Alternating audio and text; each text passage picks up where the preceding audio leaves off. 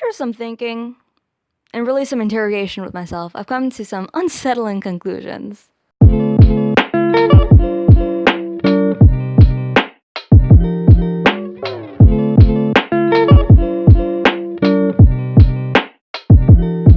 So I've got a phone microphone with me today, which is exactly what it sounds like. It's a phone in a sock. I guess sock is the phone sock microphone. And if it doesn't really work out, I might just end up scrapping this audio and end up just using the camera audio, which means that I'll be holding a phone sock microphone for no real inherent purpose throughout the rest of this video, but that is a me problem, so it's fine. Why does the average person with no real social media following still choose to use social media? Why do they maintain a presence despite the proven negative psychological and health effects? And why do I constantly make the decision to reset my passwords and take a hiatus for a few weeks only to return and succumb again to my regular patterns of social media use? In other words, why do I constantly feel the need to leave and abandon these platforms, but then again, return to them? These are questions I've been grappling with for the last few months now, and they are what really pushed me to take a bit of a break off of social media. Now, as you can perhaps tell, I've had a lot of trouble coming up with the script for this video, mostly because my answers to these questions were ever-changing. However, after some big brain stretching, I've come to some conclusions after about 2 months now, and have inherently just made the ultimate decision to stay. So this video is going to be cut up into 2 portions. The first being why I've chosen to stay in the past. The second portion being why I now make the active, engaged, purposeful decision of staying on for the future. At least for the short-term future. That is to say, I think we need to make a disclaimer of truth. So when it comes to self-reflection, one of the things I've realized is the ultimate tool you must have to make any kind of purposeful decision is being truthful to yourself. No matter how ugly the truth is and how uncomfortable it makes you feel, that's the best way to come to terms with yourself and realities, and just as a whole make better decisions. In that line of thought, as much as I'd love to say that the sole reasons I stay on social media is to connect with friends and to be aware of what's going on socially in the world, it's not the whole truth, because as you know, there are many other ways to do these things. There's many other avenues to stay informed. There's many other ways to connect in this very digital world. Social media is not the sole answer to these problems. So the place of truth comes down to where I ask myself the truthful question: is social media the best way to solve these problems? Which comes to the first part of our video, why I've used social media. I think we need to step back and take a look at history. We often forget that a lot of us joined social media at a very young age. The first time I became part of this world was around in the 7th grade, so I was around 12 and 13. I feel like a lot of us can say the same, maybe even younger. And at 13, I did not know this was going to be a lifelong sentence. I wasn't aware of the clawing advertising and the tailoring algorithms that really just twisted and binded you to these platforms. And at such a young age, we cannot ignore the fact that we joined these sites while we were not at the legal consent-giving age. A lot of us faked our ages to join these sites that required an 18 plus or 16 plus age range. And why did we do it? Because everybody was doing it. So that being said, we faked our ages, joined these platforms, and saw a lot of things we didn't really need to be seeing at those ages. There's a lot of underlying traumas that plague our social media use, ones that we sometimes ignore. Growing up, I've witnessed friends, acquaintances, classmates, peers talk to strangers on Kik, Omegle. I've seen anon bullying on Ask FM. And we've all kind of witnessed the harassment that takes place in online spaces, whether that be To Be Honest posts or TBR posts. These may seem like small moments from the age we are standing and looking back at now, but they were inherent and crucial in our development over the course of a lot of these young years. That is to say, we cannot ignore that a lot of our dependence on these platforms stems from a non-consensual agreement that we made at a very young age. We have to acknowledge that before we can move forward. And by we, I really just mean me. Second, vanity. Now, I've really just been interrogating myself about what prompts me to post in the first place. What is my underlying motivation? And I've come to some fairly unsettling conclusions. I post pictures for admiration. If not from others, then certainly from myself. What exactly do I mean by that? Well, I admire who I am, how I look at a captured moment, how the light is shifting in that particular pose, or how it's bending to my placement. Is there something wrong with this type of vanity? Now, from what I know, if this appreciation is for the world and the person I've been created as, and if it leads to a sense of gratitude and humility, then it is good. If I chose to be honest today, I know that's not always the case. If I ask myself these questions, I realize what actually results is a moment in which I admire how I look, how the picture looks. I admire my editing skills and the ability to mold something into a sort of perfection. At least what I would call perfection. Wait, so is that wrong? There's this quote from this Urdu novel called 𝙤𝙧. 𝙤𝙧 meaning the city of self. And it goes along the lines of, in essence, what this means is, again, this is not the actual translation, because the actual translation has a lot to do with the context of the novel. Anyways, I'm rambling. But in essence, what this means in the context of what I'm trying to say is, first you love the thing you create, then you fall in love with yourself, then you think yourself perfect, capable. What I'm trying to say is, a post is a small thing until you have hundreds and no real inherent direction. Creation is a dangerous thing.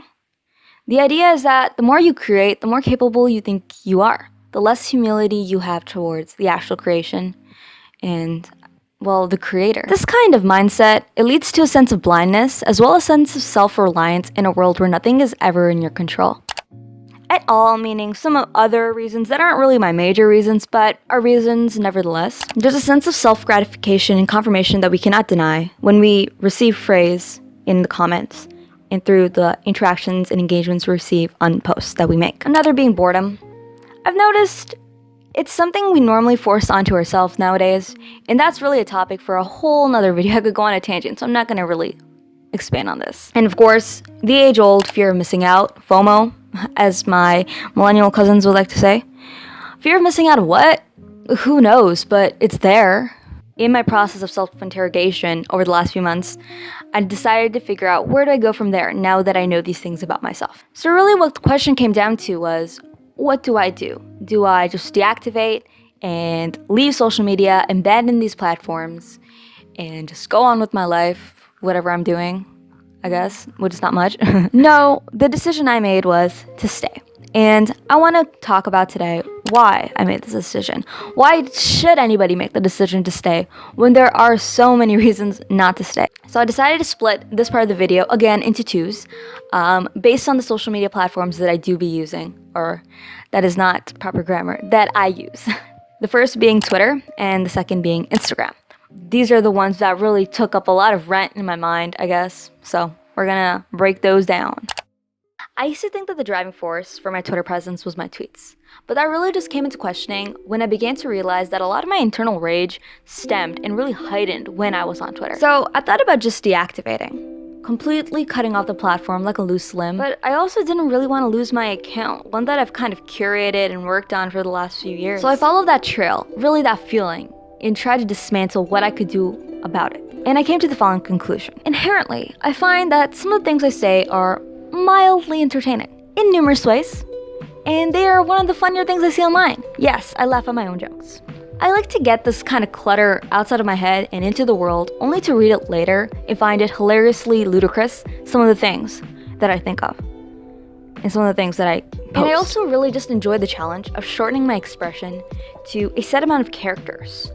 The half hours I spent wording and rewording a story or a joke to fit a limit, utilizing the correct words, the right order, the perfect variable omission of grammar and abbreviations, it's really just a different way to storytell. From that kind of line of thought, I began to recall what I enjoyed most about Twitter. Thing is, Twitter was one of my stages in a stage-sparse world. What I mean by this, it's really just essentially for me an opportunity to perform through words. My thoughts were carefully ordered in the forms of tweets, no matter how unorthodox or nonsensical they would often sound. Twitter was a way for me to perform in English through words. It was a way to storytell, to draw engagement from a small group of people, but people nevertheless. The platform was essentially a method to display the unconventionality that really just existed in the walls of my mind and existed in my speech and was articulated through my voice, which you could hear when you read my tweets.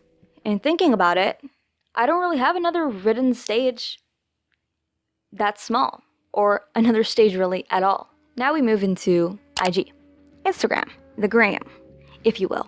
See, I've always loved IG for ultimately different reasons. I always have felt at least as of late, a sense of inspiration when I'm on Instagram. I think it all has a lot to do with what I follow, whether it be Pakistani aesthetics or the poetry, pretty pastries, watercoloring, journals, bookshelves, trees, studying. More than that, I like posting pictures that I take and curate and edit just the way I want them to be.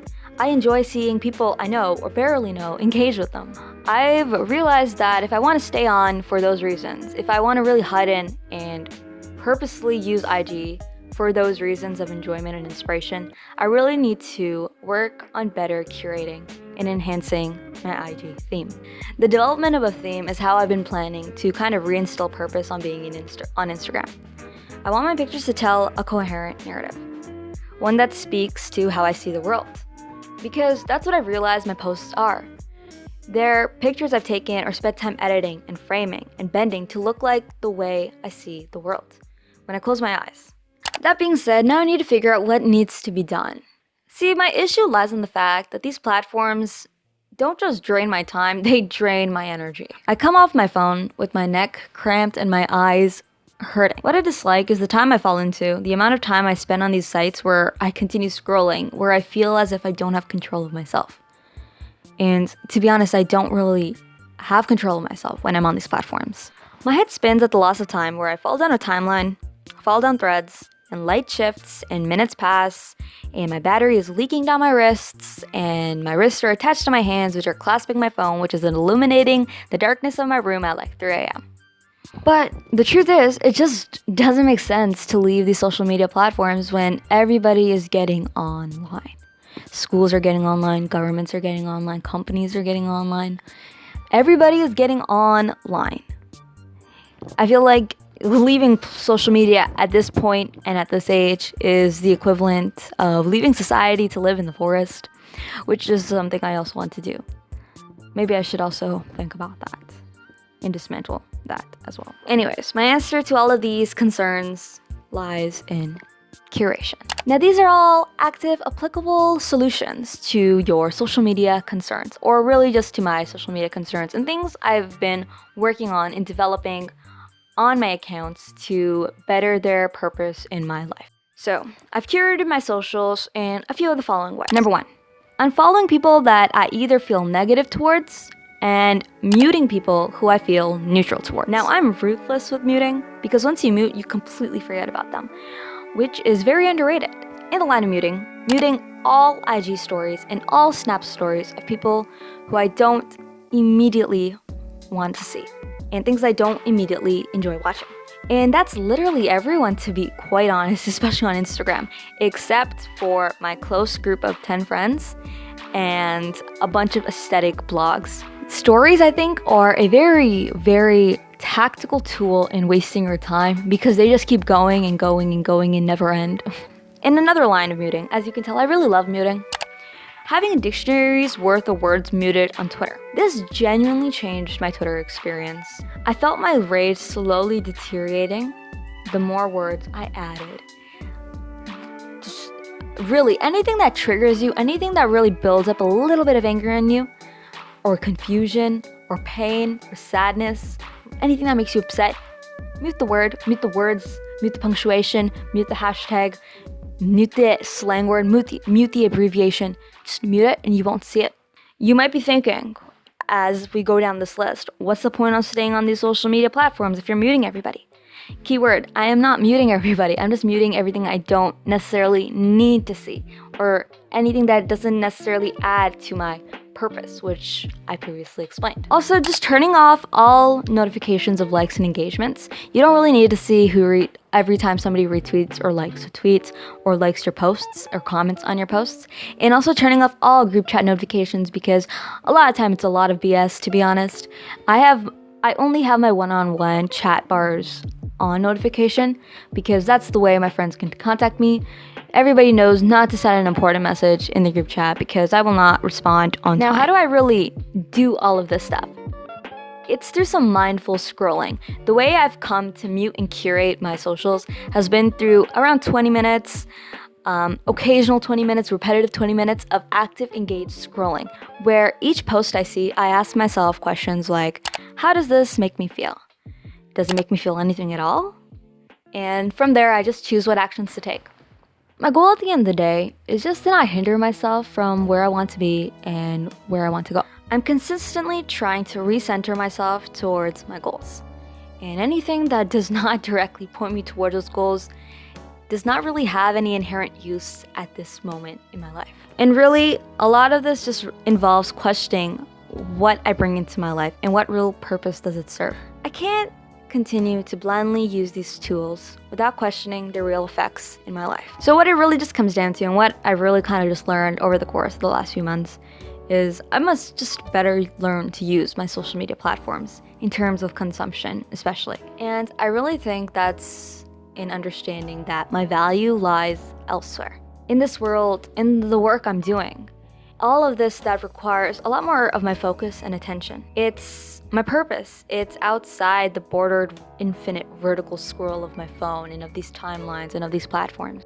Instead, it's expansive, it's reaching the horizons, it's unconstricted. So really, these sinkholes that I'm occasionally pulled into via these socials are just another obstacle, another price I have to pay for having a stage to perform in this world. So, in essence, if I can live my meanings, my purposes, without succumbing to the grappling hooks of advertising and tailoring, then I've overcome more than it seems.